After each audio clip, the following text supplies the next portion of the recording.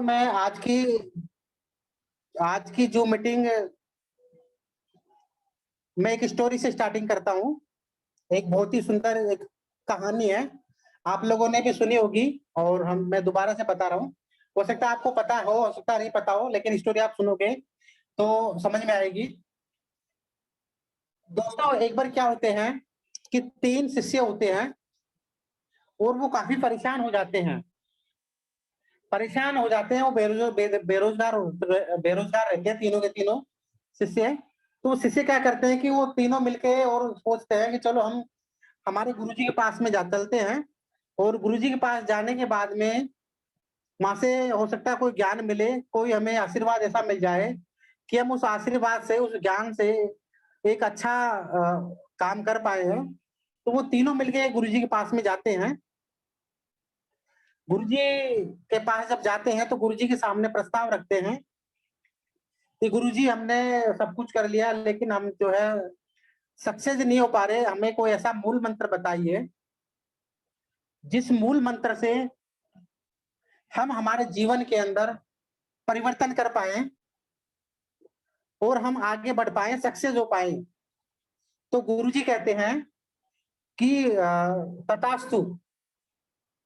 वो कहते हैं ठीक है, आप सक्सेस हो जाओगे, लेकिन आपको मैं ये मुट्ठी बांध के और वो क्या कि मुट्ठी बांध के और अनाज उनके हाथ में रख देता है। गुरुजी तीनों शिष्य के हाथ में अनाज की मुट्ठी लेते हैं और एक-एक मुट्ठी तीनों शिष्यों को दे देते हैं और कहते हैं कि शिष्यों, आप तीनों को मैं तीनों को एक-एक मुट्ठी अनाज मैं दे रहा हूँ और 5 साल बाद में मेरे पास वापस से आना और ये अनाज वापस भी लेके आना।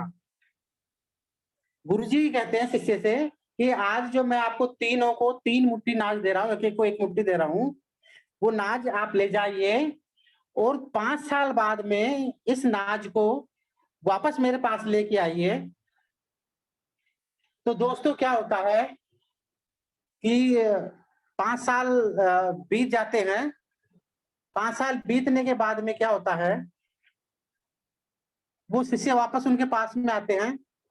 अब क्या कि एक शिष्य वो एक साथ पहले एक साथ आए थे, अब वो एक साथ नहीं आते हैं, आगे-पीछे आते हैं। पहले-पहले वो शिष्य आता है, 1 नंबर का, वो कहता है, "गुरुजी, आपको सादर नमन करता हूँ मैं और आपने जो ये अनाज के दाने दिए थे, जैसे आपने कहा वैसे मैंने किया। मैं इन अनाज के दानों को ले गया और वापस आपके सामने लाके रख देते हैं।" गुरुजी उसी अनाज को गाँठ को खुलवाते हैं और बोलते, "बता इसको खोलो।" तो वो जो अनाज के जो दाने होते थे, वो बीत चुके होते हैं, यानी कि बीत जाते हैं और वो अनाज एक मिट्टी की तरह जो है बन जाता है। तो गुरुजी बोलते हैं कि आपने मैं आपको जो मैंने ज्ञान दिया है, उस ज्ञान का आपने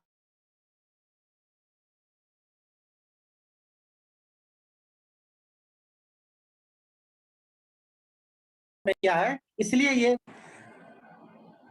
जो मैंने आपको अनाज दिया है, वो आपने उनका सदुपयोग नहीं किया है, ये बीत गए।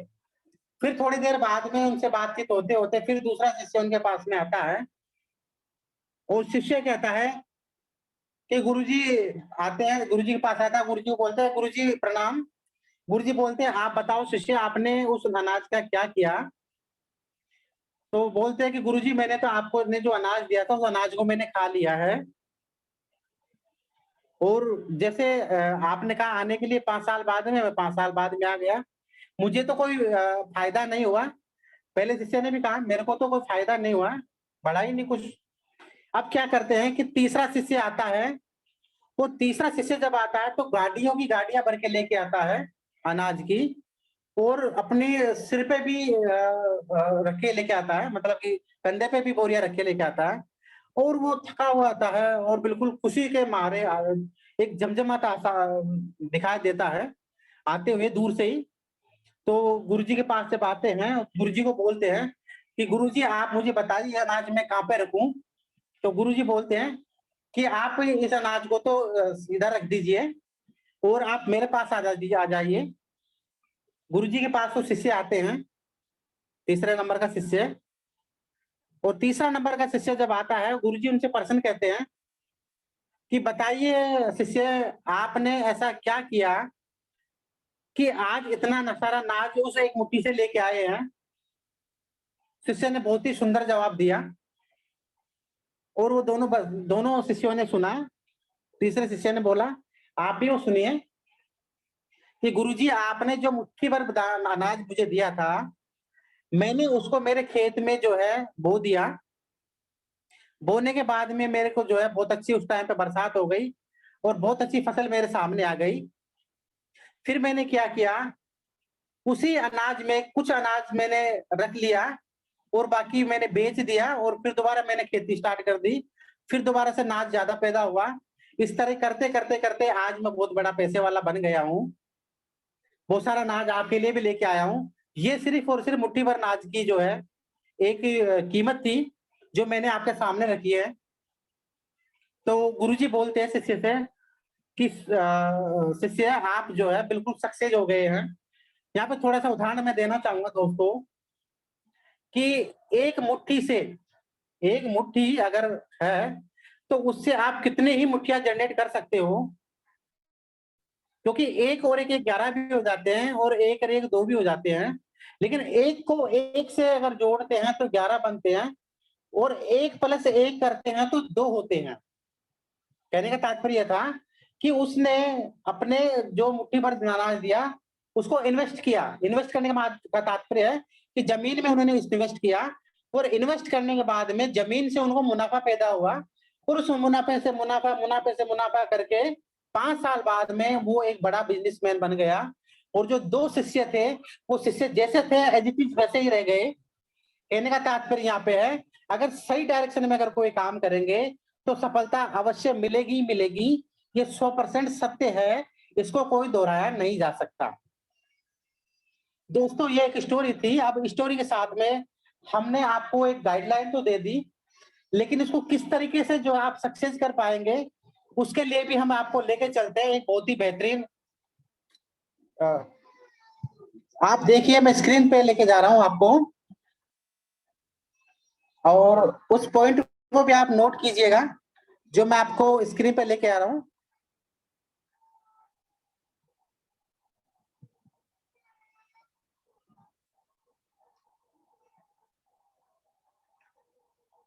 दोस्तों, आपके सामने स्क्रीन आ चुकी है। मैंने आपसे बात करी है कि सिस्टम अगर सही तरीके से फॉलो किया जाए तो बहुत अच्छा आयाम आप जनरेट कर पाओगे। ऐसे दोस्तों, सक्सेस होने के लिए जो मूल मंत्र हमने को बताने हैं, जो स्टेप हमें बतानी है, वो स्टेप आपके सामने आ चुकी है, और हम स्टेप को एक एक को पूरी तरीके से हम विस्तृत रूप से हमको समझाएंगे। स्टेप क्या है दोस्तों? किसी भी बिजनेस को करते हैं, किसी भी लक्ष्य को मान के करते हैं, या कहीं पे अगर आप जॉब करते हैं, या सेल्फ बिजनेस करते हैं, या किसी भी फील्ड में अगर आप वर्क करते हैं, तो सबसे पहला जो पॉइंट आपके सामने है वो है, आपको पॉजिटिव रहना पड़ेगा। जिस भी काम को आप कर रहे हैं, उस काम के प्रति आपको पॉजिटिव रहना पड़ेगा। पॉजिटिव का तात्पर्य यह है कि कोई आपको कोई भी कुछ कहे, लेकिन उस वर्क के प्रति आपकी सकारात्मक सोच होनी चाहिए, सकारात्मक वर्क होगा। अगर आपकी सोच अगर उस काम के प्रति सकारात्मक है तो आपका काम बहुत आसान हो जाएगा। ये दोस्तों हमारी पहली स्टेप है, जिसको बोलते हैं पॉजिटिव, यानी कहते हैं ना पॉजिटिव एटीट्यूड। तो ये नजरिया होना चाहिए पॉजिटिव का, यानी कि सकारात्मक सोच का आपका एक नजरिया होना चाहिए। किसी भी काम को आप कर रहे हो, चाहे जॉब कर रहे हैं, चाहे बिजनेस कर रहे हैं, चाहे नेटवर्किंग कर रहे हैं, या ऑल इन और कोई सा भी वर्क कर रहे हैं, तो पॉजिटिव आपकी सोच रहनी चाहिए। आपका सोच का नजरिया बिल्कुल बिल्कुल क्लियर रहना चाहिए, पॉजिटिव रहना चाहिए। दूसरे स्टेप पे हम चलेंगे। दूसरा है दोस्तों हार्ड वर्क। जो भी आपने वर्क चालू किया है, उस वर्क के प्रति पूरी शिद्दत से, पूरी मेहनत से, पूरी लगन से, और पूरे अपने शरीर से उस वर्क को हार्ड वर्किंग के थ्रू, यानी कि पूरी जिम्मेदारी के साथ में उस वर्क को करना चाहिए। उस काम को करना चाहिए। ये आपके लिए दूसरी स्टेप है। तीसरी स्टेप है कमिटमेंट। जो भी आपने काम किया है और उस काम को करने के प्रति किसी व्यक्ति को जिम्मेदारी ली है या जिम्मेदारी दी है, उस जिम्मेदारी को पूरा करते हुए हमेशा समय पे, कमिटमेंट का तात्पर्य है कि जो आपने समय बताया है उस समय पे उस काम को पूरा कर देना चाहिए। उसको बोलेंगे दोस्तों कमिटमेंट। यानी आपने जो वादा किया उस वादे को आपने जो है समय पे निभाया, उसको बोलेंगे कमिटमेंट। दोस्तों पहला हमने बताया पॉजिटिव रहना। दूसरा हार्डवर्क यानी कि बिल्कुल संलग्नता से मेहनत करना। तीसरा कमिटमेंट यानी कि जिस भी वर्क को आप कर रहे हो, जिस भी काम को कर रहे हो, उस काम के प्रति आपको 100% जिम्मेदारी पूर्ण रहना पड़ेगा। उसके साथ में दोस्तों आता पेशेंस। पेशेंस का तात्पर्य यहाँ पे दोस्तों, ये पेशेंस का मतलब है आपको वहां पे संयम रखना पड़ेगा। एक विश्वास रखना पड़ेगा कि हम जो काम कर रहे हैं वो बिल्कुल सही काम है, पूरी शिद्दत से कर रहे हैं, पूरे कमिटमेंट के साथ में कर रहे हैं। और इन तीनों को करते हुए हमें जो है विश्वास रखना पड़ेगा, पेशेंस रखना पड़ेगा। पेशेंस अगर आप रखते हैं तो वहां पर आपको जो है एक शालीनता वाला एक वर्क करना पड़ेगा। यानी कि जो है बिल्कुल पेशेंस का तात्पर्य कि हमें जो है पूरा जो है एक विश्वास करके रहना पड़ेगा, पेशेंस रखना पड़ेगा। इसी के साथ में पेशेंस के बाद में आता फोकस। आप जो काम कर रहे हैं पेशेंस तो रख ही रहे हैं, पहले पॉजिटिव हो गए, पॉजिटिव के बाद में हार्ड वर्क ही करनी है। हार्ड वर्क के बाद उस काम के प्रति कमिटमेंट करना रहना है। कमिटमेंट के साथ में आपको जो है पेशेंस रखना है। पेशेंस रखने के बाद में आपने जो वर्क किया है, जो वर्क कर रहे हैं, उसके साथ में उसको बिल्कुल जो है उस लक्ष्य को फोकस रखना पड़ेगा। फोकस का अगर मैं उदाहरण दूं, बहुत अच्छा एक उदाहरण है अर्जुन का। दोस्तों अर्जुन के उदाहरण से आप बिल्कुल क्लियर कर पाओगे। द्रोणाचार्य जी ने कहा, गुरु द्रोणाचार्य जी ने कहा कि बताइए, सभी से पूछा एक एक बारी बारी से। सबने कहा, किसी ने बोला गुरु जी हमें पत्ते दिख रहे हैं, कहीं ने बोला आकाश दिख रहा, कहीं बोले हमारे को जो है आसमान दिख रहा है, कोई बोल रहे चिड़ियाएं दिख रही है, कई बोर्ड पर डालियां दिख रही है। सबने अलग अलग कमेंट्स किए। लेकिन अर्जुन से जब पूछा गया दोस्तों, तो अर्जुन ने सिर्फ एक ही कहा कि गुरु जी मुझे कुछ नहीं दिख रहा, सिर्फ और सिर्फ मुझे चील की आंख दिख रही है। तो दोस्तों उस लक्ष्य को बिल्कुल उस फोकस से, एक बिल्कुल नजरजी से जो है उस पर अपने को अमल करना पड़ेगा, उस पर ऊपर फोकस रखना पड़ेगा। और फोकस रखते रखते उस पर गोल डिसाइड करना पड़ेगा कि हमने जो जैसे फोकस किया किस पे किया, चिड़िया की आंख पे। लेकिन गोल का तात्पर्य कि वो जो चिड़िया की आंख पे जो फोकस किया है, तो निशाना भी उस चिड़िया की आंख पे ही जाना चाहिए। उसको बोलेंगे दोस्तों गोल करना। पहला क्या आया, पॉजिटिव रहना, अपने वर्क के प्रति पॉजिटिव रहना, वर्क को हार्ड वर्किंग के थ्रू करना, कमिटमेंट यानी कि जिम्मेदारी के साथ में करना, विश्वास रखना, एक फोकस यानी कि लक्ष्य बनाकर चलना, एक गोल डिसाइड करना, एक लक्ष्य को डिसाइड करना। और उसके बाद में दोस्तों आप होते हैं बिलीव करना। पूरी तरीके से जो हमने बताई है 6 चीजें, ये 6 जो हमने शब्द बताए हैं, इन शब्दों को अगर आप लेके जाओगे दोस्तों, और इन 6 के 6 शब्दों पे अगर आप जाओगे, तो जो 7वां शब्द आता है दोस्तों, वो आता है सिर्फ और सिर्फ बिलीव करना। यानी कि जो भी आपने वर्क स्टार्ट किया है उसके ऊपर आपको 100% बिलीव करना पड़ेगा, 100% आपको उसके प्रति विश्वास करना पड़ेगा। ये दोस्तों हमारे बिजनेस के 7 पॉइंट है, सक्सेस होने के 7 स्टेप है, दी 7 स्टेप ऑफ सक्सेस।